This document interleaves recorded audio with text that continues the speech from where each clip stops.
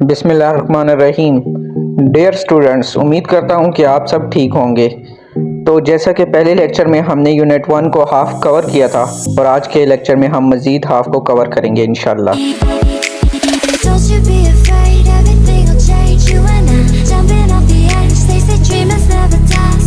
Qualitative research is used to a certain peoples. अब हम जानेंगे कि क्वालिटेटिव रिसर्च हम किस लिए यूज़ करते हैं। Feelings, opinions, behaviours, attitude, beliefs, problems. जब हम किसी भी इंसान के किसी मसले के बारे में स्टडी करते हैं या उनके बिहेवियर्स के बारे में स्टडी करते हैं या फीलिंग्स के हवाले से उसके एहसासात, जज्बात, ख़यालात या उनकी राय के हवाले से स्टडी करती हैं, तो वो सब कुछ हम लोग क्वालिटेटिव रिसर्च में स्टडी करती हैं। मैंने आपको पहले भी बताया था कि क्वालिटेटिव रिसर्च में हम खासियत, खूबियाँ, खामियाँ ये सब कुछ डिस्कस करते हैं। अब हम क्वालिटेटिव रिसर्च की कुछ सब टाइप्स को डिस्कस करेंगे, जिसमें फर्स्ट नंबर पे हमारे पास आता है phenomenological. It focuses on individuals interpretation of their experience and the ways in which they express them. इसमें हम वो फिनोमिना को डिस्कस करते हैं जो कोई भी इंसान उसने जो एक्सपीरियंस किया होता है, जो काम उसके साथ हो चुका होता है, उसे वो एक्सप्रेस करता है, उसके हवाले से हमें बयान करता है। Grounded theory is the development of theory through induction. Grounded theory हमारे पास वो थ्योरी है जो इंडक्शन के प्रोसेस से हमारे पास अमल में आती है। इंडक्शन का प्रोसेस ये होता है कि हम एक स्पेसिफिक चीज़ से स्टार्ट लेते हैं और उसमें जनरल की तरफ जाते हैं, यानी कि एक छोटी चीज़ से स्टार्ट लेके हम एक बड़े कंक्लूजन तक जाएंगे। एग्जाम्पल के तौर पर अगर हम स्मोकिंग फैक्टर को देखें कि स्मोकिंग फैक्टर से हम लोग जब कहें कि स्मोकिंग काज लंग कैंसर, तो ये हम इंडक्शन का प्रोसेस कर रहे हैं। एक मिनिमम फैक्टर को हम स्टडी करते हुए एक ह्यूज कंक्लूजन तक जा रहे हैं। थर्ड नंबर पर हमारे पास आता है एथनोग्राफिकल। एथनोग्राफिकल फोकसेस ऑन कल्चर। जब हम कोई ऐसी प्रॉब्लम को स्टडी करें जो कल्चर बेस हो या कोई ऐसे मसले का सलूशन ढूंढ रहे हो रिसर्च में जो कि किसी कल्चर बेस हो और हम कल्चरल स्टडी कर रहे हो, तो उसे हम एथनोग्राफिकल कहेंगे। Historical research case study focuses on one phenomena to understand in depth regardless of the number of the person और साइड्स इन द स्टडी।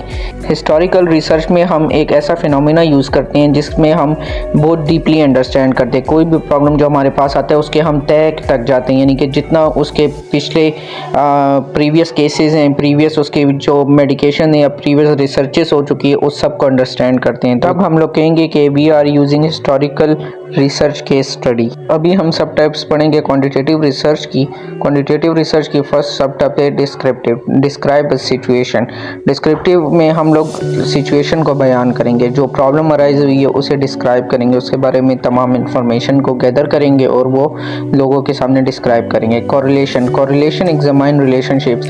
फिर हम उसे एनालाइज करेंगे, उसके जब हमें डिस्क्रिप्शन का पता चल जाएगा उसे डिफरेंट फैक्टर्स के साथ, डिफरेंट एस्पेक्ट्स के साथ हम लोग एग्जामाइन करेंगे और एक रिलेशनशिप्स बिल्ड आउट करेंगे। Quasi experimental examines effectiveness of intervention. Third sub type quasi experimental में हम इंटरवेंशंस को चेक करते हैं कि जो हमने इंटरवेंशंस की है, जो डेटा गैदर किया है, उसका रिलेशन बिल्ड आउट किया है, उसके एंड में हमने जो इंटरवेंशंस की है उसे कम करने के लिए या किसी भी प्रॉब्लम का सलूशन ढूंढने के लिए, तो उसका क्या इफेक्ट पड़ा है। Experimental producing positive outcome against control. और एक्सपेरिमेंटल में हम एंड में एक्सपेरिमेंट करेंगे और उससे हम ये जानेंगे कि जो हमारा आउटकम था, जो हमारा गोल था, वो हमने अचीव किया कि नहीं किया।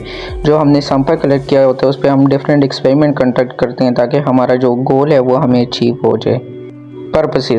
पर्पसेस हमारे पास क्वालिटेटिव रिसर्च के ये हैं to understand and interpret social interaction. जब हम किसी भी प्रॉब्लम का या किसी भी मसले का जब हम जानते हैं और समझते हैं कि इसका सोशली इंटरेक्शन क्या है, यानी ये लोगों पे कैसे फैलेगा, लोगों के साथ किस तरह इंटरेक्ट होगी ये मसला, ये प्रॉब्लम या ये बीमारी कैसे इंटरेक्ट करेगी, तो ये हम क्वालिटेटिव रिसर्च में स्टडी करेंगे। और quantitative research to test hypothesis, look at the cause and effects and make prediction.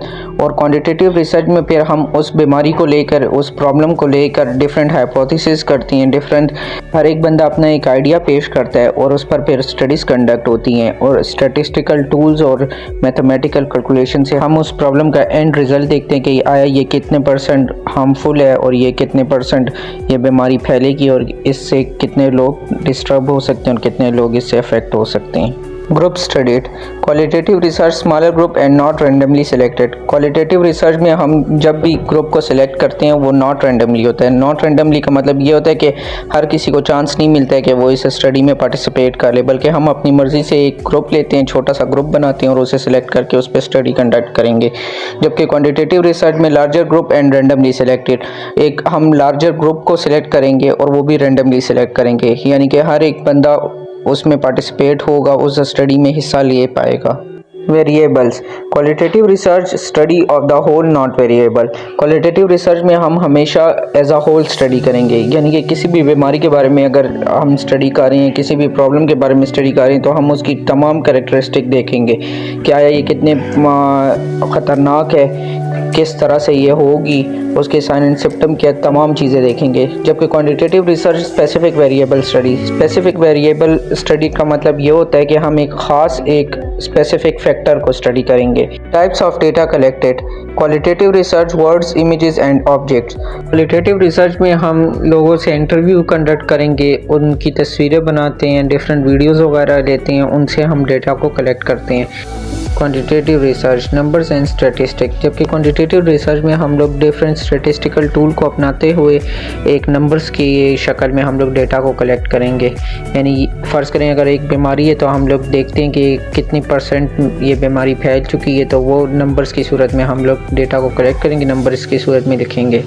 Forms of data collected qualitative research qualitative data based on open ended response, interviews, participant observation, feed notes and reflection. जैसे कि आपको पहले भी कहा, हम लोग open ended question करेंगे। Open ended का मतलब कि वो अपना हर एक चीज़ को बयान कर सके, यस नो नहीं होगा, यानी जो भी उसकी फीलिंग्स है, जो भी उसके एक्सपीरियंसेस है, वो हमें अच्छे से बयान करेगा। And quantitative research data based on precise measurement using structured and validated data collection instruments. Quantitative research में हमने जैसे पहले आपको बताया कि डिफरेंट डेटा को हम नंबर्स की सूरत में कलेक्ट करेंगे, तो हम लोग डिफरेंट इंस्ट्रूमेंट को यूज़ करते हुए उसे, यानी बार चार्ट हो गया, पाई चार्ट हो गया, ग्राफ चार्ट हो गया, उसकी बेस के ऊपर हम लोग डेटा को कलेक्ट करते हैं और वो नंबर्स की सूरत में होते हैं। Now we will study what is the role of the researcher. Qualitative research. Researcher and their biases may be known to participants in the study and participant characteristic may be known to the researcher. कहते हैं qualitative research में ऐसा होता है कि जो researcher जिस चीज़ पे रिसर्च कर रहा होता है वो पार्टिसिपेंट को भी पता होता है, वो पार्टिसिपेंट की जितनी भी खासियत होती है, खामियां होती हैं या खूबियाँ होती हैं, वो रिसर्चर को पता होती हैं। जबकि quantitative research researcher and their biases are not known to participants in the study and participant characteristics are deliberately hidden from the researcher. Double blind study. Quantitative research में हमारे पास जितनी भी हमारा रिसर्च टॉपिक होता है वो हम पार्टिसिपेंट को नहीं बताते कि वो आया कि किस टाइप की स्टडी का हिस्सा है, और जितने भी पार्टिसिपेंट की खासियत होती है, खूबियाँ खामियाँ होती है, वो भी रिसर्चर को भी पता नहीं होती, जिसकी वजह से हाँ इसे हम डबल ब्लाइंड स्टडी भी कहते हैं। डबल ब्लाइंड स्टडी का मतलब कि दोनों को एक दूसरे के बारे में पता ना हो। एंड में हम लोग रिजल्ट्स को चेक करते हैं। रिजल्ट्स क्वालिटेटिव रिसर्च के specialised finding that is less generalisable. Specialised findings का मतलब कि जो भी हमने मालूम किया होता है वो लेस जनरलाइजेबल होता है, यानी पूरी पॉपुलेशन पे हम वो अप्लाई नहीं कर सकते। जो हमारा स्पेसिफिक लोकेशन होती है हम उस पर इम्प्लीमेंट कर सकते हैं। Quantitative research generalisable finding that can be applied to are other population. वो ऐसे का हमारी फाइंडिंग्स होती है जो हम all over the population apply कर सकते हैं। फ़र्ज़ करें अगर हमने डिफरेंट हॉस्पिटल से डेटा कलेक्ट किया और उस पर क्वान्टिटेटिव रिसर्च कंडक्ट किए, तो हम लोग कहेंगे जितने भी KPK के हॉस्पिटल्स हैं उनमें ये फाइंडिंग्स मौजूद होगी। Final report qualitative research narrative report with contextual description and direct quotations from the research participant।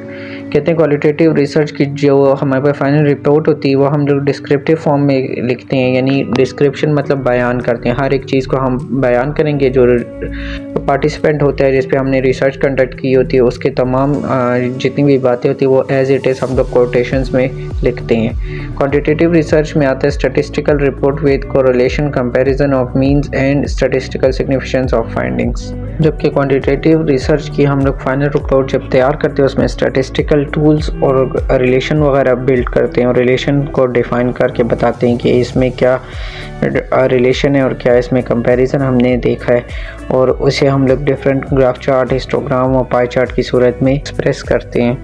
Dear students, now we will see that how is evidence-based practice developed. EBP is developed through a combination of research approaches. कहते हैं कि different researches हुई हैं जिसकी वजह से हमारे पास evidence-based practice वजूद में आई. Through qualitative research we can better understand the patients and family experiences with health and illness. कहते हैं कि qualitative research की मदद से हम किसी भी मरीज़ या उसकी फैमिली का जो experiences होते हैं health related और उसकी बीमारी related और वैसे जो conditions होती हैं उसे हम आसानी से समझ सकते हैं. And quantitative research provides a mechanism for testing the effectiveness of nursing interventions. और क्वांटिटेटिव रिसर्च की मदद से हम जितने भी नर्सिंग इंटरवेंशंस करते हैं उसके हम इफेक्टिवनेस को चेक करते हैं कि कितनी परसेंटेज में कितना परसेंट ये बेटरली काम कर रहा है, उसकी बीमारी को वो कम कर रहा है या कितने परसेंट तक वो उसे कम नहीं कर पा रहा है और उसके लिए हमें कोई और इंटरवेंशंस करनी चाहिए. Finally outcome research focuses on the provision of quality, cost and effective care. और एट द एंड में जो आउटकम रिसर्च होती है उसकी मदद से हम ये जान सकते हैं कि इस जितने भी हमने इंटरवेंशंस किए हैं उसका जो हमने गोल रखा था वो हमने अचीव किया कि नहीं. और इससे हम ये भी जानते हैं कि जितनी भी उसकी कॉस्ट थी जो उसने पे की है पेशेंट ने या उसकी फैमिली वालों ने, उसके मुताबिक उसे केयर प्रोवाइड की गई है कि नहीं और वो हेल्थ उसकी रिकवर भी हुई है कि नहीं हुई है. Importance of research in generating evidence-based practice for nursing. Knowledge generated through nursing research is essential to provide a scientific basis for description, explanation, prediction and control. कहते हैं कि जितने भी रिसर्चेस हुई हैं उसकी वजह से हमारे पास एविडेंस बेस्ड प्रैक्टिस वजूद में आई है नर्सिंग फील्ड के लिए. और इसी नॉलेज से हम किसी भी चीज़ की, किसी भी बीमारी या किसी भी प्रॉब्लम की साइंटिफिक डिस्क्रिप्शन कर सकते हैं, एक्सप्लेनेशन कर सकते हैं, प्रेडिक्शन कर सकते हैं, कंट्रोल. ये 4 पॉइंट्स आगे 1 by 1 एक्सप्लेन किए गए हैं. Now we will see the first point, which is description. Through descriptive research we try to identify and better understand nursing phenomena or trends. Descriptive research का मतलब होता है किसी भी चीज़ के बारे में बयान करना. जब एक चीज़ अच्छे से बयान हुई होती है नर्सिंग की से रिलेटेड कोई भी फिनोमिना, कोई भी न्यू ट्रेंड, तो उसे हम आसानी से अंडरस्टैंड कर सकते हैं. नीचे एक एग्जांपल गिवन है जिसे आप अपने नॉलेज के लिए स्टडी कर सकते हैं. Explanation clarifies the relationship among phenomena and identifies why certain events occur. Explanation में हम different phenomena के relationships देखते हैं कि आया इस वजह से या किसी भी फैक्टर की वजह से इस बीमारी में और कितना मज़ीद आगे ये बढ़ सकती है और कितने मज़ीद ये जानलेवा बन सकती है. Prediction. This examines the probability of an outcome occurring in specific situation. Prediction का मतलब ये होता है कि हम पहले से एक बीमारी के हवाले से जायज़ा लगाते हैं कि सर्टेन सिचुएशन में या सर्टेन फैक्टर्स की वजह से यह आगे इतनी मज़ीद ख़राब हो सकती है और इतनी मज़ीद आगे बढ़ सकती है. Control is the ability to specify how to produce a desired outcome. Control is dependent on prediction. Control का मतलब होता है, कंट्रोल हमारे पास एक ऐसे की एबिलिटी है, एक ऐसे की खासियत है जिसके ज़रिए हम अपना डिज़ायर्ड आउटकम अचीव कर सकते हैं. जो हमने गोल रखा होता है वो अचीव कर सकते हैं और इसका सारा दारोमदार हमारे प्रेडिक्शन पर होता है. अगर एक चीज़ का हम पहले ही अंदाज़ा लगा लें कि सर्टेन सिचुएशन में या डिफरेंट फैक्टर्स की वजह से ये चीज़ इस तरह होगी तो हम उसके लिए पहले ही प्लानिंग करेंगे ताकि उसे बीमारी को या उस प्रॉब्लम को अराइज़ होने से पहले ही हम कंट्रोल कर लें और उसे होने से बचा लें. Now we will see about nursing research process. अभी हम देखेंगे कि किसी भी नर्सिंग रिसर्च के लिए जो प्रोसेस होता है वो कैसे वजूद में आता है. नंबर 1 पे हम रिसर्च प्रॉब्लम एंड पर्पस देखते हैं कि जो प्रॉब्लम है उसे आइडेंटिफाई करेंगे. लिटरेचर रिव्यू, और जो पुरानी रिसर्चेस है उसे पढ़ेंगे और उसे रिव्यू करेंगे. Study framework, research objectives, question and hypothesis. और फिर उसके लिए हम एक फ्रेमवर्क बनाते हैं स्टडी का और डिफरेंट क्वेश्चंस तैयार करते हैं और study variables, assumptions, research design. और इसके लिए फिर हम डिफरेंट एजम्पशंस लेते हैं और डिज़ाइन सेलेक्ट करते हैं. जैसे हमने पढ़ा क्वालिटेटिव रिसर्च और क्वांटिटेटिव रिसर्च और फिर उसमें सब टाइप्स, तो हम लोग ये सेलेक्ट करेंगे पॉपुलेशन एंड सैंपल. फिर हम पॉपुलेशन से सैंपल कंडक्ट करते हैं. मेथड ऑफ मेजरमेंट, फिर हम चेक करते हैं कि किस तरह हम इसे मेजर करेंगे. डेटा कलेक्ट हम लोग करते हैं डिफरेंट वेज से. डेटा एनालिसिस, फिर उसे एनालाइज करके रिलेशंस बिल्ट अप करते हैं रिसर्च आउटकम.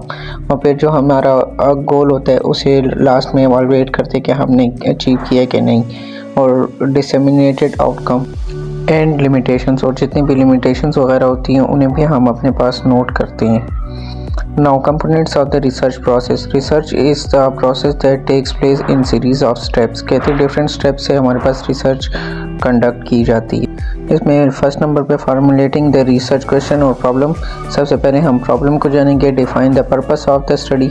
पर्पस को हम डिफाइन करेंगे कि हम आया ये स्टडी क्यों कंडक्ट करना चाहते हैं। रिव्यूइंग रिलेटेड लिटरेचर, पुराने हम लोग जितने भी रिसर्चेज हुई हैं उन्हें पढ़ेंगे, आर्टिकल्स को स्टडी करेंगे। फार्मुलेटिंग हाइपोथेसिस एंड डिफाइनिंग वेरिएबल्स, और जितने भी वेरिएबल्स पे हम स्टडी करना चाहते हैं, मतलब लोगों पर या किसी बीमारी पर, किसी भी प्रॉब्लम पर, उसे डिफाइन करेंगे। सिलेक्टिंग द रिसर्च डिज़ाइन, इसके अलावा हम रिसर्च डिज़ाइन को सिलेक्ट करेंगे। Selecting the population sample and setting, फिर हम पॉपुलेशन में से सैंपल को सिलेक्ट करेंगे और उसके लिए हम सिस्टम भी सिलेक्ट करेंगे कि किस तरह हम सैंपल सेलेक्ट कर रहे हैं, रैंडम सिंपल सैम्पलिंग कर रहे हैं या स्ट्रेटिफाइड कर रहे हैं, इस तरह डिफरेंट करेंगे। स्नोबॉल सैम्पलिंग होता है हमारे पास। कंडक्टिंग पायलट स्टडी और collecting the data, analysing the data और कम्युनिकेटिंग कंक्लूजन। इसके अलावा हम डेटा को कलेक्ट करेंगे, उसे एनालाइज करेंगे और एंड में हम अपना गोल देखेंगे कि वो हमने अचीव किया कि नहीं, कंक्लूजन को ड्रा करेंगे। अब हम देखेंगे नर्सिंग प्रोसेस और रिसर्च प्रोसेस में क्या फ़र्क है। नर्सिंग प्रोसेस, असेसमेंट फेज़ में हमारे पास डेटा कलेक्शन और डेटा इंटरप्रिटेशन आता है। हम असेसमेंट फेज़ में डेटा को कलेक्ट करते हैं और उसे जानते हैं और समझते हैं। रिसर्च प्रोसेस में जबकि हमारे पास knowledge of the world of nursing, हम डिफरेंट नॉलेज को गैदर करते हैं और उसे अंडरस्टैंड करते हैं। नर्सिंग डायग्नोसिस प्लान में हम किसी भी पेशेंट के जब वो हमारे पास आता है तो उसे डायग्नोस करते हैं कि इसे आया मसला क्या है, प्रॉब्लम क्या है। प्रॉब्लम एंड पर्पस आइडेंटिफिकेशन, और उसमें हम मसले को जानेंगे और उसे उस मसले को आइडेंटिफाई करेंगे। गोल आइडेंटिफिकेशन एंड प्लान इंस्ट्रक्शन, फिर हम डायग्नोसिस के बाद प्लानिंग करेंगे कि आया हम कौन कौन से स्टेप्स करेंगे, क्या क्या इंटरवेंशंस करेंगे जिसकी वजह से पेशेंट की बीमारी में बेहतरी आएगी। जबकि रिसर्च प्रोसेस में हम मेथडोलॉजी, डिज़ाइन, सैंपल और मेजरमेंट चेक करते हैं, यानी डिफरेंट डिज़ाइन सेलेक्ट करते हैं, सैंपल लेते हैं पॉपुलेशन से और मेजरमेंट करते हैं। इम्प्लीमेंटेशन फेज़ में जो हमने प्लान किया होता है पेशेंट के लिए वो इम्प्लीमेंट करेंगे उस पर। और रिसर्च प्रोसेस में डेटा कलेक्शन एंड एनालिसिस, उसमें हम डेटा को कलेक्ट करेंगे और एनालाइज करेंगे, मतलब कि उस डेटा का डिफरेंट फैक्टर्स के साथ रिलेशन बिल्ड करेंगे। फिर लास्ट में नर्सिंग प्रोसेस में हमारे पास एवैल्यूएशन स्टेप आता है जिसमें हम चेक करते हैं कि हमारा डिज़ायर्ड आउटकम हमें अचीव हुआ है कि नहीं। और रिसर्च प्रोसेस में आउटकम एंड डिसेमिनेटेड फाइंडिंग्स, यानी कि जो हमारा आउटकम है वो हम चेक करेंगे कि हमारा गोल अचीव हुआ है कि नहीं हुआ, और उसके अलावा जो हमारे पास एक्स्ट्रा फाइंडिंग्स आती हैं वो भी हम अपने पास नोट डाउन करते हैं। तो डियर स्टूडेंट्स, आज का लेक्चर यहाँ पर ख़त्म होता है और हमने यूनिट 1 नर्सिंग रिसर्च का कम्प्लीटली कवर कर लिया है। आई होप आपको ये लेक्चर समझ आ गया होगा। मिलते हैं नेक्स्ट वीडियो में नए यूनिट के साथ, तब तक के लिए अल्लाह हाफिज़।